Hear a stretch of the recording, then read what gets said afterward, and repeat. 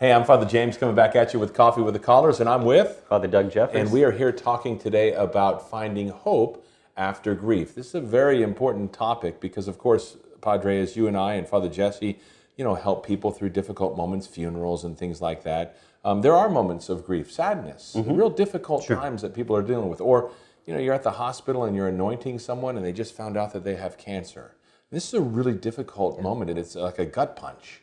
And so I think it's important that we help each other and kind of reflect on finding hope in the midst of bad news. So when you're thinking about that, Father Doug, what are some of the things that you kind of employ when you're guiding people along that path? Yeah, well, the first thing I think is that to realize that grief is not an evil. The goal of a Christian with respect to grief is not to try to eliminate it, because it's entirely appropriate. Really, if an evil befalls someone that you love, sickness, even death, it's a sign of love that you would grieve for that, right? And so that's the thing. But St. Paul says, "I don't want you to grieve as others do who have no hope."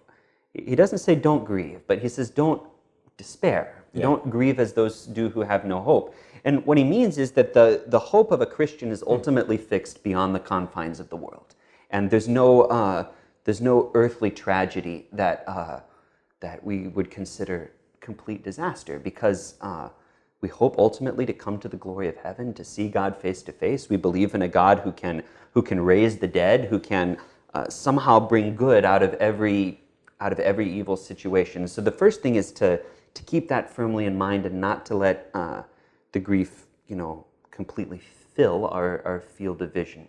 It's interesting you say that this difference between grief and despair. It's really interesting. I mean, despair would be something that maybe someone would have if they didn't believe in God. Grief is something that people have who believe in God. So it's a beautiful kind of play on those two words. I think of it this way, is that, there's kind of a proximate thing to it, that when something happens that's kind of, a calamitous event, again, a death in a family member or something like that, or maybe some bad news from a doctor or something like that, that first moment, like I said, it's like a gut punch. And you're just like, oh, what am I going to do? I mean, there's some practical things that you can do. I mean, I always tell people that when something really bad happens, you just got to try to breathe for one. I was talking to Marie, our producer here, and I was asking, well, Marie, what do you tell people when something bad happens? And she said she had some really great advice. I mean, she said, exercise, get outside and walk around. I mean, sometimes we want to hunker down when something really bad happens. And so exercise, lean into your friends, really rely on people that you love. So there's some practical things. But even beyond the practicality, sort of the spiritual thing that you talk about is this idea of pressing out onto the horizon.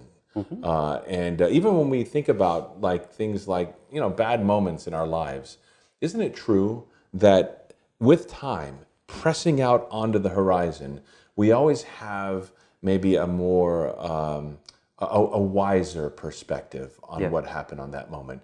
Like I think back on my own dad's death 5 years ago. I mean, at that moment, it was like a gut punch. But now as I think back on it, it really becomes a beautiful sort of transition from his life here on earth to life in heaven with God forever. And so it becomes actually, oddly enough, beautiful with time. Yeah, I think we were talking about those practical things. When one thing that suffering or tragedy can do is it can shove us into cynicism and isolation and despair. It can push us that way. But if we make the opposite turn, if we refuse that turn, and instead, in the midst of tragedy, we open our hearts and we grow closer to the people around us, then it's a beautiful thing. Then we find actually that those times can be times of deep spiritual growth. So, whenever we're dealing with that practically, that means we have to keep reaching out, to keep going about our lives. Maybe to distill it in a word, we have to keep loving, even though the temptation to cynicism might be lurking there in the grief. Yeah, it's so interesting. I even think about my own dad, is that my relationship with him, and it says this in the funeral liturgy, changed. It didn't end. Sure. Life has changed, not ended.